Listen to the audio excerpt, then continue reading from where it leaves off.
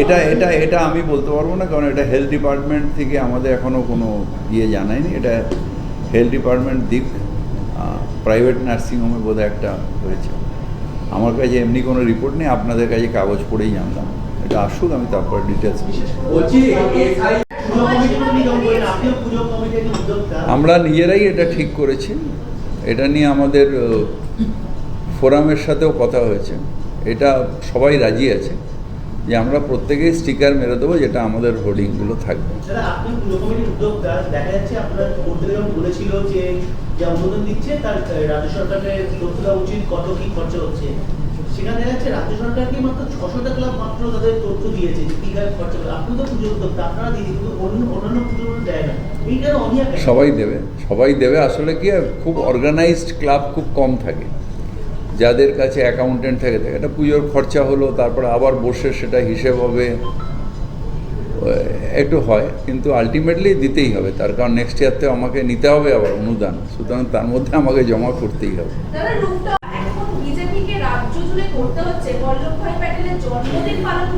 এগুলো সব আমাদের দলের থেকে বলা হবে। আমি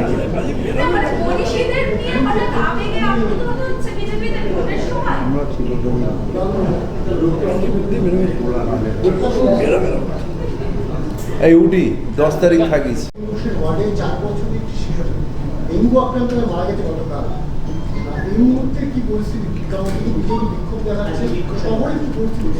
শহরে ডেঙ্গুর কি আছে একটু বলে দিন তো। এই মুহূর্তে 26/10/2025 পর্যন্ত কলকাতায় ডেঙ্গু হয়েছে 1017 আর এটা যদি আগের সপ্তাহে ছিল 932 19/10, মানে অর্থাৎ এই উইকে ডেঙ্গু রাইজ তো হয়েছে প্রায় 85 কেসেস রাইজ হয়েছে।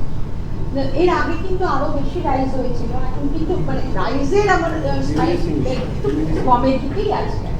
আর এটা যদি কম্পেয়ার করি 2024-এ খুবই অল্প ছিল, 791 ছেড়ে দিই। 2023-এ কিন্তু আমাদের ছিল 11,441, মানে 10% হয়েছে। হ্যাঁ, তার রেসপেক্টে কিন্তু এটা তো একদম ডেঙ্গু সিজন, এই সময় তো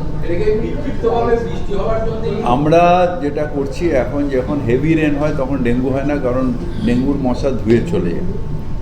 যখন এই বিক্ষিপ্ত বৃষ্টি হয় তখন ছাদে কার বাড়িতে টব রয়েছে, কার বাড়িতে ফুলের গাছ আছে, কার ভাঙা বালতি আছে, কার পেছনে বাড়ির পেছনে মধ্যে ভাঙা পাত্র রয়েছে, কোন কাকটা এসে ভাঁড় নিয়ে ফেলে দিয়ে গেছে, কে দই খেয়ে ফেলে দিয়েছে, কে ওই ডাব খেয়ে ডাবের খোল ফেলে দিয়েছে।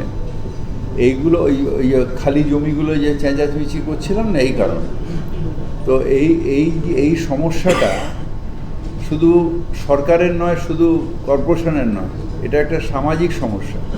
সবাই যতক্ষণ না সচেতন হবে ততক্ষণ, নিশ্চয়ই সচেতন হয়েছে, নাহলে যা ছিল তার 10% হয়েছে। কিন্তু যেদিন আমরা সবাই 100% সচেতন হয়ে যাব, সেদিন ডেঙ্গু হবে না। সেই পার্সেন্টেজটা আমাদের করতে হবে। আমি যেটা বারবার করে বলি, আপনারা যদি হেল্প নেন, যে সপ্তাহে একদিন ছাদে উঠুন, ছাদে উঠে বাড়ির চারিপাশটা দেখুন, বিশেষ করে চিল ছাদটা নিজের দেখুন, যে কোনো কাক এসে ভাঁড় ফেলে দিয়ে যায়নি তো, বা বাড়ির পেছনে দইয়ের ভাঁড় পড়ে নেই তো, বাড়ির পেছনের পাশে যে জায়গাটা, যেটা খোলা জায়গা বা কেউ বাড়ি করেনি ফেলে রেখে দিয়েছেন, ঘেরাও থাকে অনেক সময়, তার ভেতরে কোনো প্লাস্টিকের বালতি, ভাঙা পাত্র সেগুলো পড়ে নেই তো। এগুলো যদি আমরা সবাই খেয়াল রাখতে পারি, কারণ আমার এত স্টাফ নেই যে আমাকে গিয়ে প্রত্যেকটা এতে করবো, তাই সবাই মিলে যদি আমরা উদ্যোগ নিই, ডেঙ্গু কিন্তু 100% ঠেকানো সম্ভব। SIR নিয়ে আমাদের যা বলার,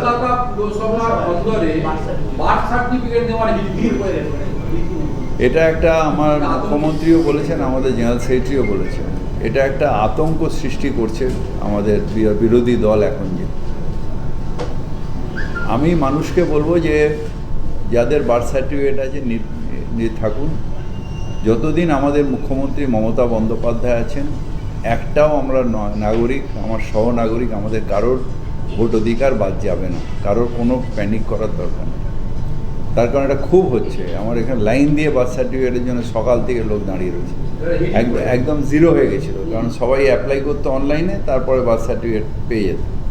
এখন একটা মানে খুব লোকের মধ্যে দেখছি টেনশন হয়ে গেছে এই বার্থ সার্টিফিকেট পাবে।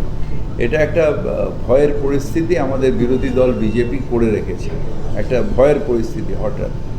আগে ইডি সিবিআই দিয়ে আমাদের ভয় দেখানো, আমরা ভয় পেলাম না, এবার মানুষকে ভয় দেখাচ্ছে। এটা খুব দুর্ভাগ্য। দাদা অসুবিধা এই মুনাফা উৎসব শেষে যে সমস্ত হোর্ডিং ব্যানারগুলো রয়েছে খুলে নেওয়া, কিন্তু 20টা সংস্থাকে আপনি নোটিশও করেছেন বলে আমাদের কাছে খবর, তারপরেও দেখা যাচ্ছে শহর কলকাতায় আসলে আমাদের কি হচ্ছে, মুখ্যমন্ত্রীর আদেশ অনুযায়ী আমরা ক্লাবগুলোকে যারা পুজো করেন তাদের ফ্রি হোর্ডিং ব্যানার লাগানোর পারমিশন দিয়েছি। পারমিশন মানে তাদের বলেছি করতে, কিন্তু সেটা অনেক বিজ্ঞাপন সংস্থা মিসইউজ করেছে, করে তারা নিজেদের মতন করে দিয়েছে। নেক্সট ইয়ার থেকে আমরা একটা করে দেবো, সেই ক্লাব তারা বলে দেবে আমাদের কোনখান থেকে কোন পর্যন্ত, টাকা নেব না, কিন্তু আমাদের ডিমার্কেশন করে দেবে একটা ক্লাব যে আমার হোর্ডিং ব্যানার কোন পর্যন্ত, আমি কোন দিন পাস খুলে নেব। আর সেকেন্ড হচ্ছে ক্লাবের যে কটা হোর্ডিং ব্যানার থাকবে তার তলায় ক্লাবের নাম করা স্টিকার থাকবে, তাহলে সেই ক্লাবও জানতে পারবে। ধরুন একটা জায়গায় হোর্ডিং ব্যানার দিয়েছে, এ ভাবছে ওই ক্লাবের, ও ভাবছে এই ক্লাবের, ক্লাবরাও জানে না যে হোর্ডিং ব্যানার, অথচ মাঝখানে অ্যাডভার্টাইজমেন্ট এজেন্সিরা তারা ফ্রিতে করে নিয়ে বেরিয়ে যাচ্ছে। তো সেইটার জন্য আমরা নেক্সট ইয়ার থেকে ঠিক করেছি যে ক্লাবদের তাদের স্টিকার মেরে দিতে হবে হোর্ডিং ব্যানারের তলায়, যে এই হোর্ডিং ব্যানারগুলো এই ক্লাবের, আবার ওই ক্লাবের পাশের ক্লাবের এই হোর্ডিং ব্যানার। সেটা আমি পরের বছর করবো, এবছর ওটা আমাদের। হ্যাঁ, এই কবে ডেট করা হলো, ডেট সাংবাদিকদের খাওয়ানো 10 তারিখে আমাদের শুভ বিজয় হবে। কর্পোরেশনের 10 তারিখে শুভ বিজয়।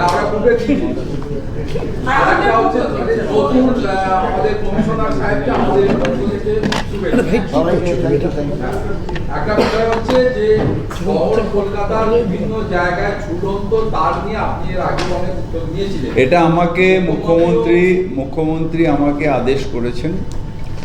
আমরা ওনাকে তখনই জানিয়েছি যে আমরা কিছু কিছু জায়গায় আমাদের অনেকে এরকম এসেছিল যারা কেবল অপারেটার্স, রিলায়েন্স, যে আমরা করে দেবো, তারপর কোনোটাই ফ্রুটফুলি কেউ আসেনি। যাই হোক, আমরা আমাদের নিজেদের সীমিত ক্যাপাসিটিতে কিছু কিছু রাস্তা আমরা অলরেডি আন্ডারগ্রাউন্ড কেবলের জন্য ডাক বসানো শুরু করেছি।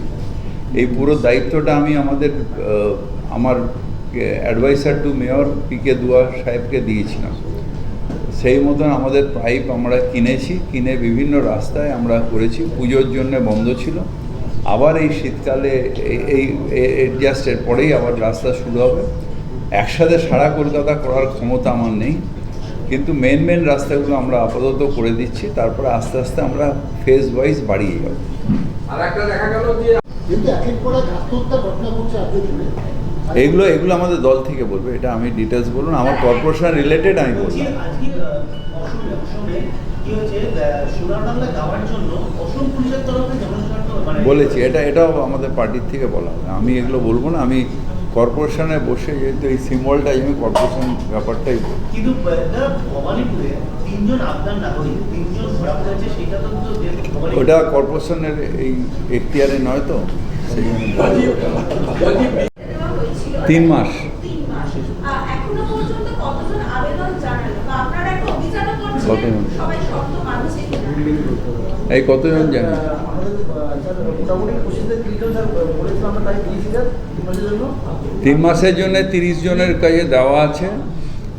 এবার আমরা তাদের বলবো, চিঠি দিয়ে বলবো যে বাদবাকি যেগুলো প্রসিডিওর, যেটা ওরা এফিডেভিট দিয়েছিল সেটা কমপ্লাই করতে, তারপর দমকল এবং আমরা যৌথভাবে গিয়ে যাতে এটা কমপ্লায়েন্স হয়ে থাকে। মানে আমরা যেটা বলেছিলাম যে যেখানে রেস্কিউ করার জায়গায় ঘিরতে পারবে না, ছাদের একটা অংশ খালি রাখতে হবে, যেটা রাস্তার দিকে, যেখান দিয়ে ওই লিফটটা কী বলে ওটাকে, হাইড্রোলিক ল্যাডারটা উঠতে পারে, তারপরে যে কেউ যাতে ছাদ পর্যন্ত পৌঁছতে পারে সেই জন্য ওখানে কোনো ব্যারিয়ার, মানে যেটা আমরা স্টিফেন কোর্টে হয়েছিল ওই কোলাপসুয়াল গেটটা আটকানো ছিল বলে ওখানে কোলাপসুয়াল গেটের সামনেই প্রায় 20-25টা লোক মারা গেছিল। তখন আমি অপোজিশন এমএলএ, আমি গেছিলাম, তখন মুখ্যমন্ত্রীও গেছিলেন, তখন উনিও নেত্রী ছিলেন, এমপি ছিলেন। তো ওইগুলোর থেকে এক্সপিরিয়েন্স নিয়ে আমরা এগুলো করেছি। এগুলো আমাদের একবার করে ইন্সপেকশন করতে হবে, ওরা কমপ্লাই করেছে কিনা। কমপ্লাই করলে আমরা ওই রেগুলারলি যাতে চালাতে পারে সে ব্যবস্থা করব। অবিদা, সেটা হচ্ছে শহরে কলকাতার বেশিরভাগ হোটেলের নিচে টিভি একটা বড় অংশ ফুটপাথকে ক্লোজ করে ঘেরানো হয়েছে, মানুষের যাতায়াতের অসুবিধা হচ্ছে।